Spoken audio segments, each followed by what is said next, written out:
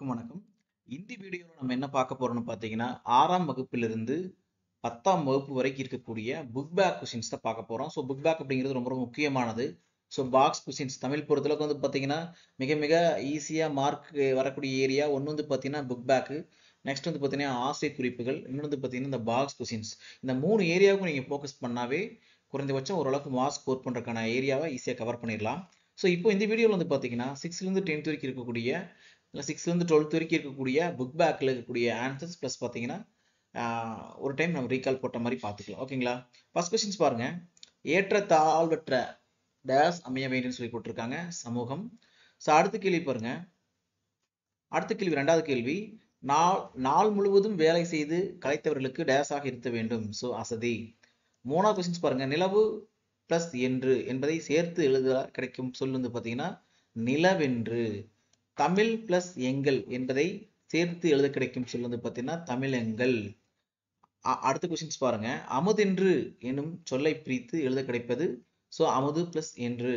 So செம்பயிர் என்னும் சொல்லை பிரிக்க கிடைப்பது வந்து பார்த்தீங்கன்னா செம்மை பிளஸ் பயிர். ஸோ நம்ம டிஎன்பிசி தேர்வுகள் பொறுத்தளவுக்கு வந்து பார்த்தீங்கன்னா பிரித்து எழுதுகன்னு சொல்லி சிம்பிளா ஒரு கொஸ்டின்ஸ் கொடுத்துட்டு எழுத சொல்லிடுவாங்க. ஸோ செம்பயிர் பிரித்து எழுதுக சிம்பிளா விட்டுருவாங்க. இந்த அளவுக்கு பெரிய அளவுக்கு டெப்தா கேட்டது கொஸ்டின்ஸ் கிடையாது. ஸோ கொஸ்டின்ஸோட வடிவம் வந்து ரொம்ப நீளமா இருக்கு. அந்த அளவுக்குலாம் கிடையாது, பார்த்தீங்கன்னா தெரியும். ஸோ அடுத்தது வந்து பார்த்தீங்க இந்த விளவுக்கு நீர், அறிவுக்கு தோல், ஸோ இளமைக்கு பால், புலவருக்கு வேல் அப்படின்னு சொல்லி கொடுத்துருக்காங்க. ஓகே, அடுத்த கேள்வி பாருங்க. சரியான விடையை தேர்வு செய்யுங்க. ஃபர்ஸ்ட் கொஸ்டின்ஸ் பாருங்க.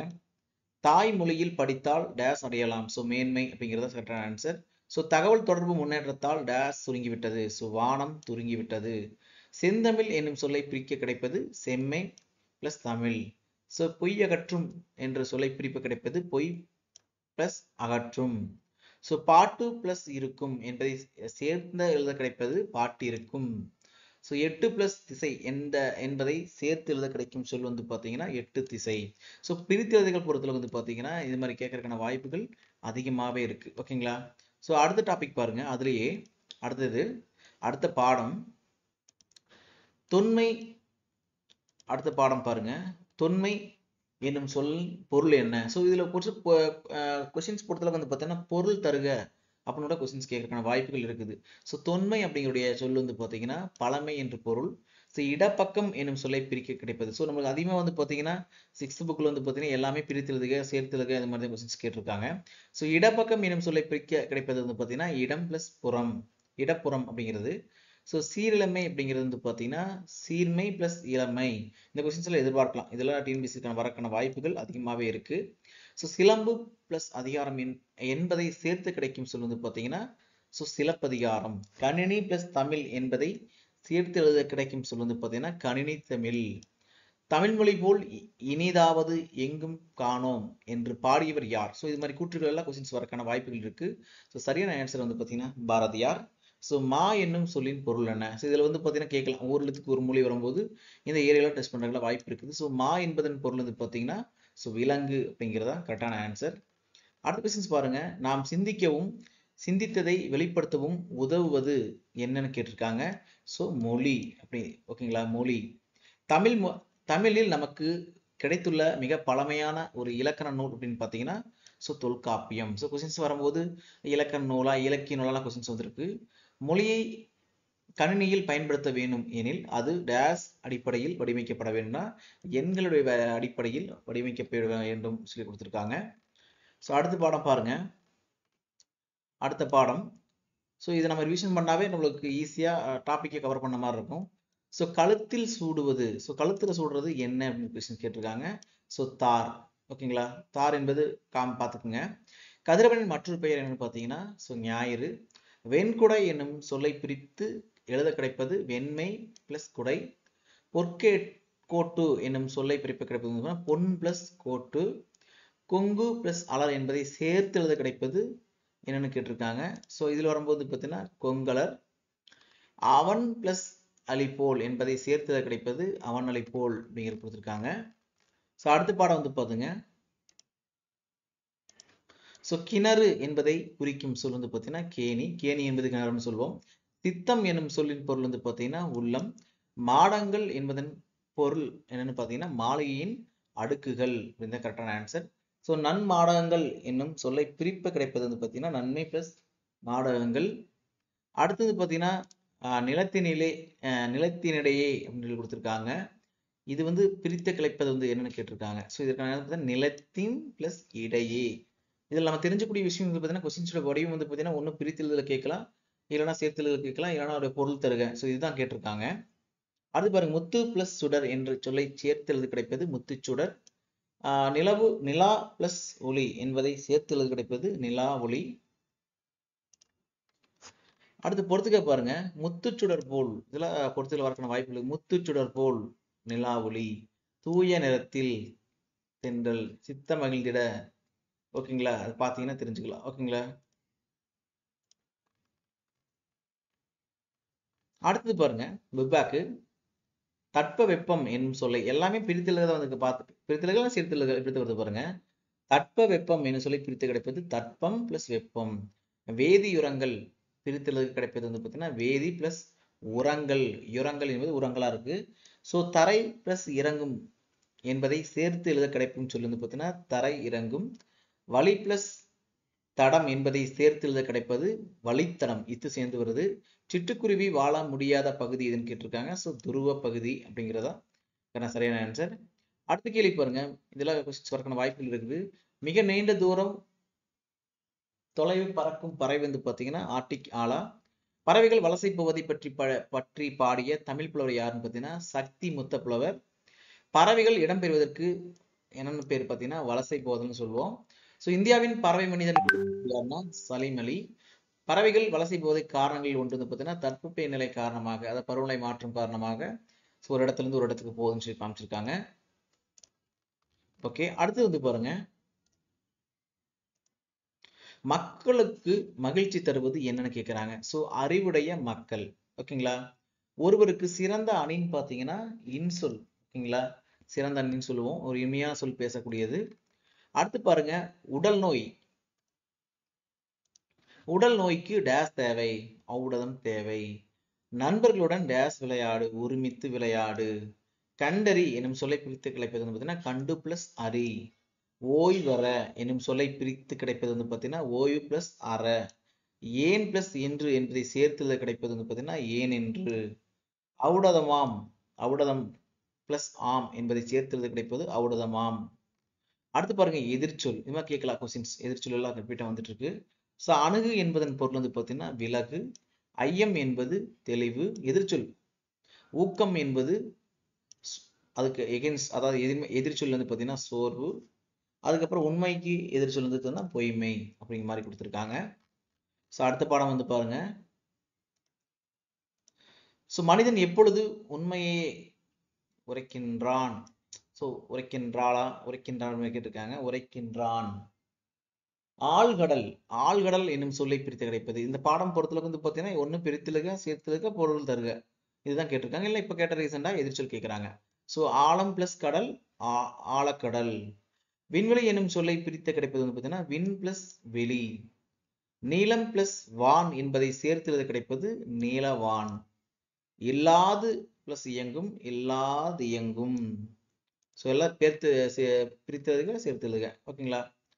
அடுத்த பாடம் வந்து பாருங்க நுட்பமான சிந்தித்து அறிவது என்னன்னு பார்த்தீங்கன்னா நுண்ணறிவு. தானே இயங்கும் எந்திரத்துக்கு என்ன பேருன்னா தானியங்கி. நின்றிருந்த என்னும் சொல்லை பிரித்து எழுத கிடைப்பது நின்று பிளஸ் இருந்த. அவ்வுருவம் என்னும் சொல்லை பிரித்து எழுத கிடைப்பது ஆ பிளஸ் உருவம். இந்த கொஸ்டின்ஸ்ல கேட்கற வாய்ப்பு இருக்குது. ஆ பிளஸ் உருவமா பிரியும். ஓகேங்களா. மருத்துவம் பிளஸ் துறை என்பதை சேர்த்து எழுத கிடைக்கும் சொல்லி பார்த்தீங்கன்னா மருத்துவத்துறை. ஸோ இம் போய் வந்து பார்த்தீங்கன்னா இது வந்துடுது. அடுத்த பாடம் வந்து பாருங்க, அதுலேயே 6வது கொஸ்டின்ஸ். இந்த 6வது கொஸ்டின்ஸ் என்ன கொடுத்துருக்காங்கன்னு பாருங்க. செயல் பிளஸ் இலக்க என்பதை சேர்த்து எழுத கிடைப்பது செயல் இலக்க. நீக்குதல் என்னும் சொல்லின் எதிர்ச்சொல்னு பார்த்தீங்கன்னா சேர்த்தல். எளிது என்னும் சொல்லின் எதிர்ச்சொல்னு பார்த்தீங்கன்னா அரிது. பார்த்தீங்களா, ஒன்று பிரித்தெழுதுக, இல்லைனா சேர்த்தெழுதுக, இல்லைனா பொருள் தருக, இல்லைனா எதிர்ச்சொல். இந்த கண்டென்ட் தான் கொஸ்டின்ஸ் இப்போ உள்ள வந்துட்டு இருக்கு. பார்த்தீங்கன்னா உங்களுக்கு தெரியும். ஸோ அடுத்து கோடிட்ட இடங்களை நிரப்புக. இதில் வந்து பார்த்தீங்கன்னா மனிதன் தன் வேலைகளை எளிதாக கண்டுபிடித்தவை தான் இயந்திரம்.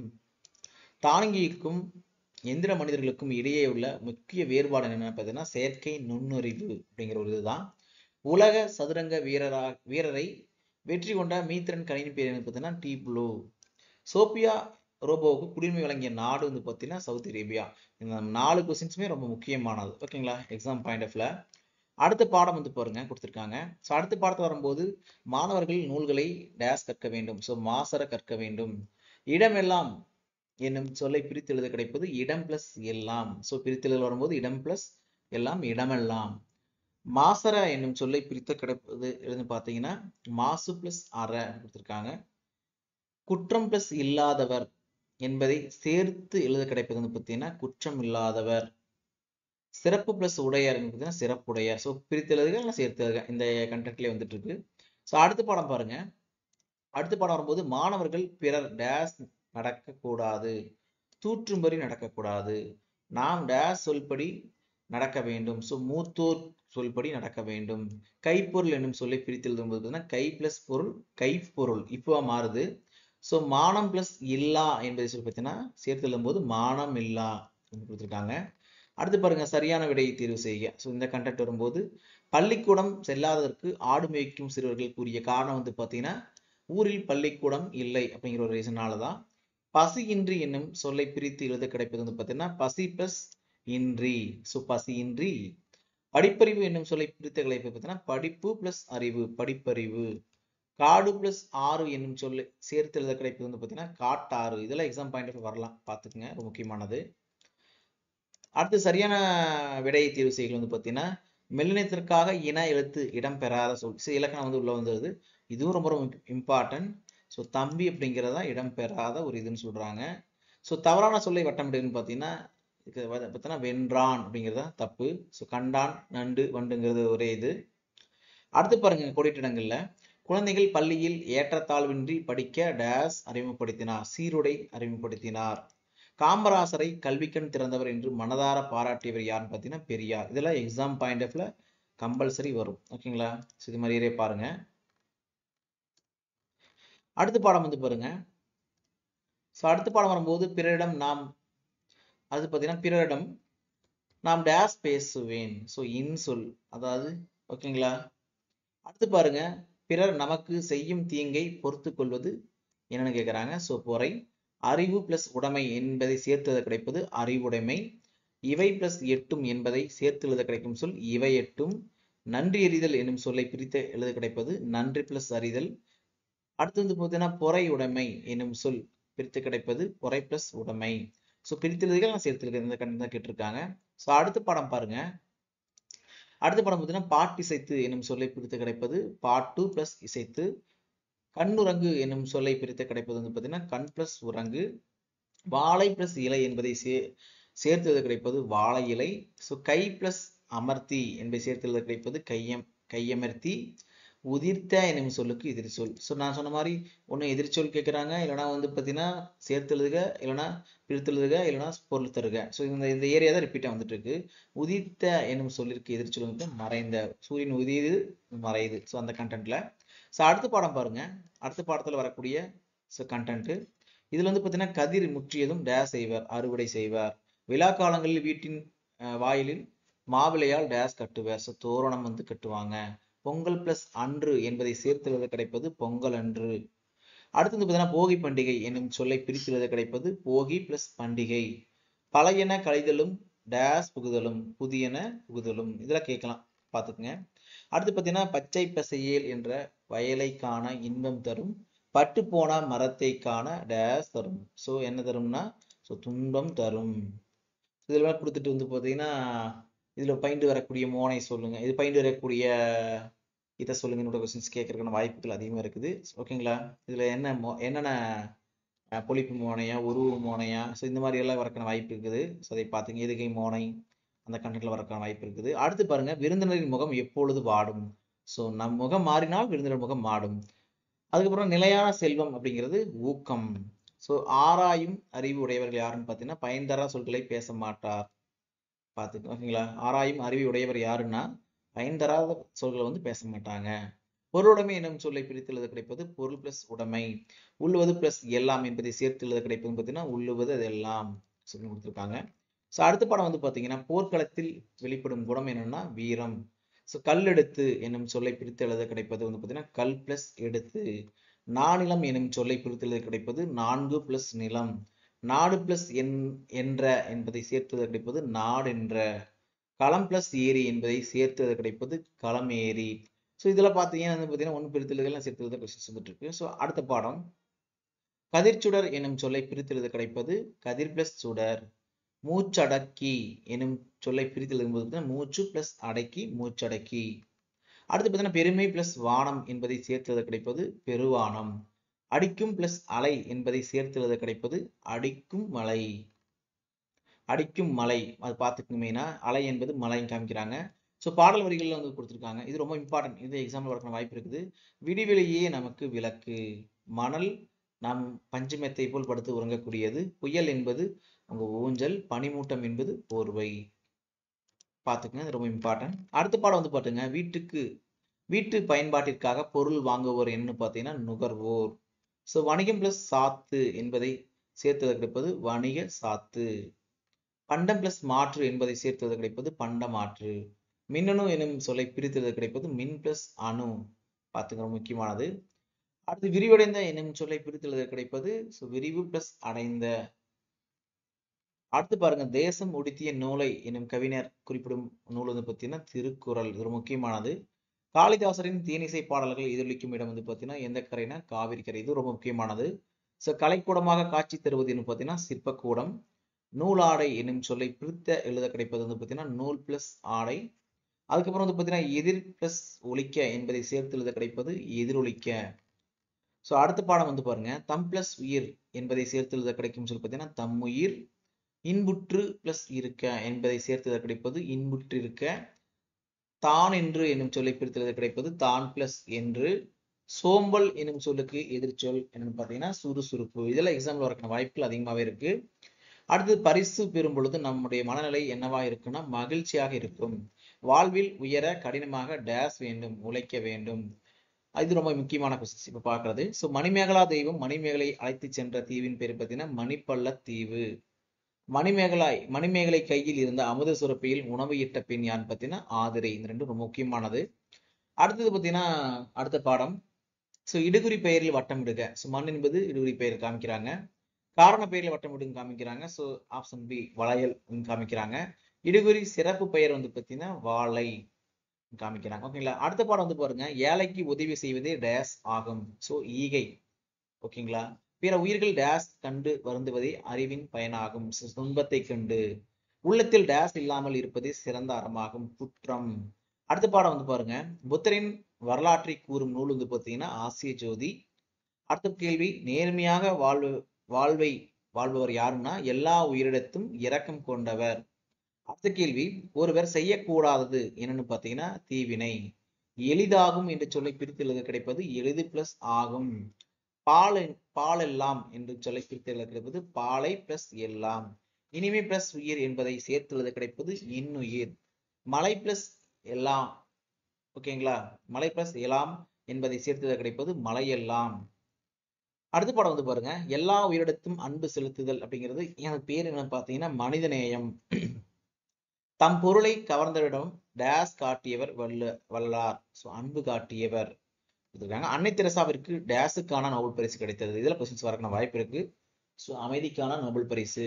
கைலாஷ் சத்யார் தொடங்கிய இயக்கம் வந்து பார்த்தீங்கன்னா குழந்தைகளை பாதுகாப்போம். அடுத்து பாருங்க பொறுத்துகளை வல்லார் பார்த்தீங்கன்னா பசுபினி போக்கியவர். கைலாஷ் சத்யார்த் வந்து பார்த்தீங்கன்னா குழந்தை உரிமைக்கு பாடுபட்டவர். அன்னை தெரசா வந்து பார்த்தீங்கன்னா நோயாளியிடம் அன்பு காட்டியவர். ஓகேங்களா. அடுத்து பாருங்க சரியான விடையை தேர்வு செய்யல. இது ரொம்ப முக்கியமானது. காந்தியடிகளிடம் உடை அணிவதில் மாற்றத்தை ஏற்படுத்திய ஊர் எதுன்னு பார்த்தீங்கன்னா மதுரை. காந்தியடிகள் டேஸ் அடிநிலையில் இருந்து தமிழ் கற்க வேண்டும் என்று விரும்பினார். உவே சாமிநாதர் அவர் அடிநிலையில் இருந்து தமிழ் கற்க வேண்டும் என விரும்பினார் காந்தியடிகள். முக்கியமானது. அடுத்து பாருங்க இலக்கிய மாநாடு வந்து பார்த்தீங்கன்னா சென்னையில் நடந்திருக்கு. தமிழ்நாட்டு கவிஞர் அப்படிங்கிறது பாரதியார். குற்றாலம் அப்படிங்கிறது அருவி. தமிழ் கையேடு இதுல கொஸ்டின்ஸ் கேட்டிருக்காங்க. தமிழ் கையேடு என்ற நூல் எழுதிய யாருன்னு பார்த்தீங்கன்னா ஜி.யு. போப். ஓகேங்களா. அடுத்தது 6வது டோட்டலா கம்ப்ளீட் ஆயிருச்சு. 7வது பார்க்க போறோம். ஓகேங்களா.